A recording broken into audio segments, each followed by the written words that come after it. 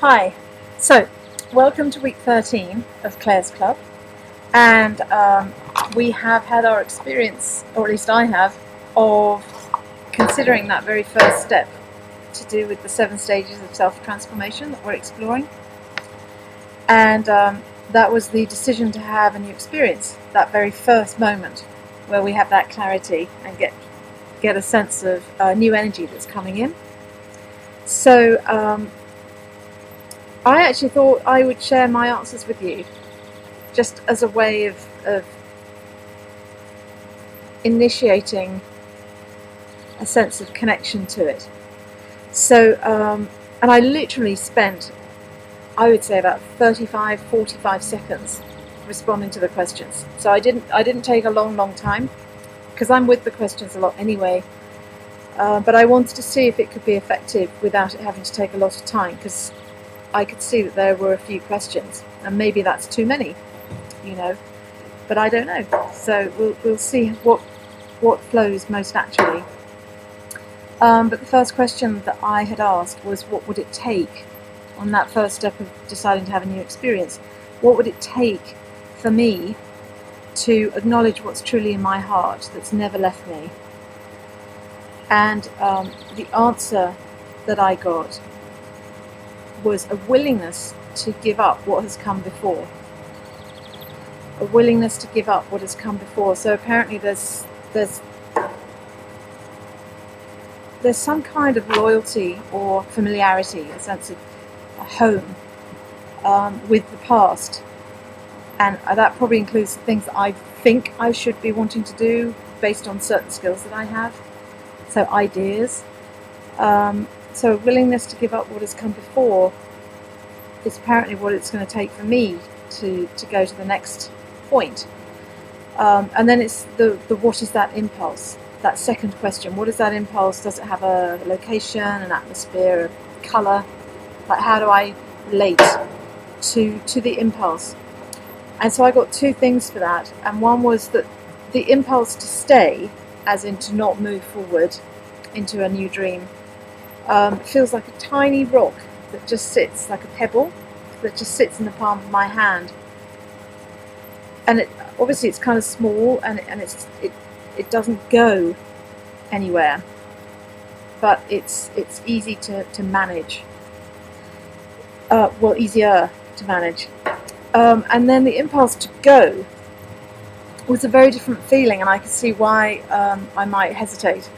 So the impulse to go forward into having a new experience, I wrote, it feels like an overwhelmingly large, expansive area. And I have this image of myself stepping off quite a high cliff, with the sea below, the wind, feeling the wind, and this sort of sense of falling, open, unprotected, not knowing what's next. And I know what that means, like that sense of it's about the commitment moment. Because once you commit to having that experience of falling forward, then you can enjoy it, then it's exhilarating. But that bit where your feet are still like very attached to the ground at the top of this cliff, just enjoying the view. I mean, enjoying the view is so easy, isn't it? And it's actually exhilarating, it's relaxing, and it's utterly safe. Like, we don't have to give anything up. We're not leaving behind the familiar. We're not leaving behind people. So compared to the idea of being a quiet little rock just sitting in the palm of my own hand, I can understand why I might stay and enjoy the view just for a little bit longer, And then the question, what does my heart long for? And without hesitation, the first thing I typed was to be out of my head. So my heart longs for me to be out of my head, the place where I do all the planning and organising and rationale. And then, rather poignantly, the very next thought was, and to trust it. So my heart longs for me to just trust it, to let it have its moment, to let it matter. And then, how does it feel to acknowledge that? Well, I found that to acknowledge that I wasn't really paying attention to my heart, or haven't been paying attention to my heart in terms of acting on it, rather than just noticing, is that it's sad. I feel rather sad about that. And it's also quite humbling to realise there's a part of me that's bigger than me that really is waiting for me to show up. So then I got, it's a bit embarrassing. That was the other part of the feeling sense, to acknowledge that, is that there's still some part of me judgmentally thinking, I should be further ahead, or oh, how silly to be scared, or oh, how silly the dream is, even, right? So just kind of being able to identify between the dream that I've manufactured up here and then the dream that's occurring in here, that all I have to do is notice and start to respond to. So they're really different gestures. Like the first one is this gesture outward. You could say it's the yanging, it's the male principle, but it's informed by a decision that has logical structure to it. And then the other one is just much softer, more vulnerable, less formed. Like what would happen next is not so apparent. And my head really has a problem with that idea. So I guess we'll see what happens. And the other part of the embarrassing thing is, oh, I should be further along. Like, what's that? Further along? How could I be further along? It's me. This is my life. So I just share this with you in case it resonates, if any of it resonates. So that being said, and those questions will remain up there, so if you want to get on and just see what your quick flash impulse response is, so that you can have an email, which I actually printed up when I received my own email. It was helpful. It is helpful. I'm becoming accountable. So the second stage, as we're manufacturing in a way this idea that there are 7 stages to self-transformation, is putting one foot forward towards something that I love. And so for you, same thing, putting one foot forward towards something that you love. And what did I do? Oh, well, I guess I started that already this week. So my putting my foot forward, just one of them, very tentative still enjoying the view, right, up on the cliff, was that I started a Google Doc. And I'm sure you're familiar with that. On Google you can create a document that is sort of alive, like every time you type even just one character, it saves it in its new form. And I put up a Google Doc that's called Clare's Happy Exciting Future, and maybe in the duration of this process I'll be changing that to Clare's Happy Exciting Present. So not just futuring but actually presenting. So that would be exciting. So this is the Fool's card of the Tarot, remember? If you want to review like the overarching idea of the 7 stages, you can see them on week 11, because that's where I kind of first stepped into it. The Fool myself, stepping into explicating these magical moments in our soon-to-be history. So I'm going to sing a song, da-da-da. And I decided to sing a song called Sweetwater, which I wrote. I'll tell you when I wrote it, and it was a long time ago in terms of years, but I wrote it at a moment in my life where I had actually put one foot forward in not seeing somebody that I was already not meant to be seeing. So an old boyfriend who somehow there was still this sort of sticky connection, and we would get together every so often. And then one day, on a new advent of one of those coming together again, at the minute I saw him, I just knew in my body that I was done.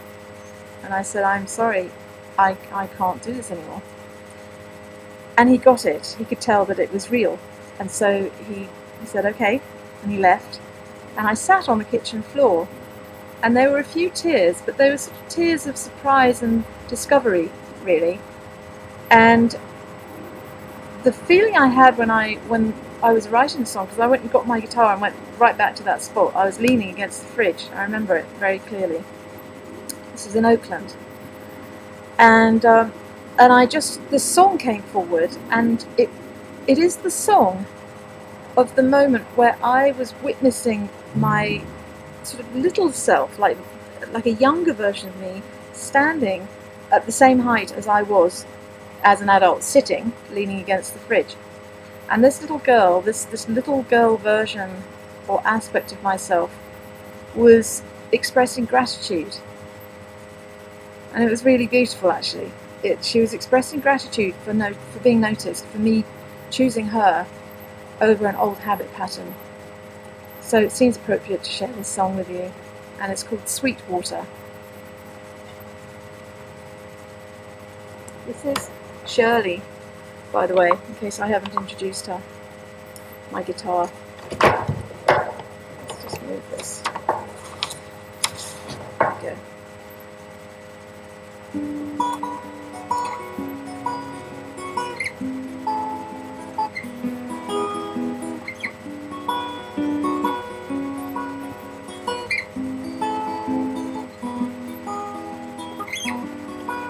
And I see it in your face. You are filled with such grace. Sweet water, sweet, sweet water. And you ask me what to do. I cannot walk your path for you. Sweet water, sweet, sweet water. Ande dande, ande dande, da da da da da da ande dande, ande dande, da da da da ande. And the water fills your eyes. You fill me with surprise. Sweet water, sweet, sweet water. And I look at you, I see someone I would like to be. Sweet water, sweet, sweet water. Sweet, sweet water.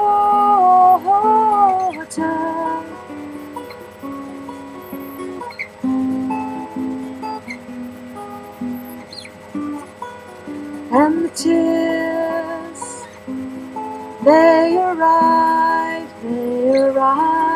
and they bring with them the promise of new life, of new life. I look at you, I see someone I would like to be. Sweet water, sweet, sweet water.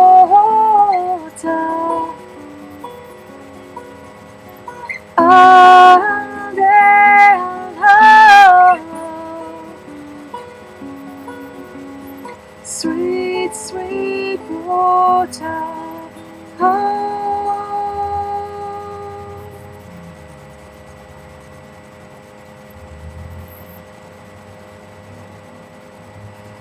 So, what's it going to take to open our hearts and to put one foot forward? Just slide it forward. It doesn't even have to be a great big leap. It could just be a gentle little slide forward. What would that look like for you? Like, I've started, haven't I? I've done a list, which is an ongoing thing. I'm going to create like dates for things, and I'm going to try and sing every day, make sure that I'm doing the things that keep me soft inside. So what do you have? What do you have that you can do? It might be a craft, or just some kind of activity, or a contemplation, or a walking process, but something that helps you to connect with the part of yourself that's waiting to be remembered. There's something about this that feels so poignant to me. So I think that's the question. That's just the question right there. Putting one foot forward towards something you love. Maybe that can be what you do. What can you do this week that would honour the part of you that's waiting to be loved? To be loved enough to be worth listening to.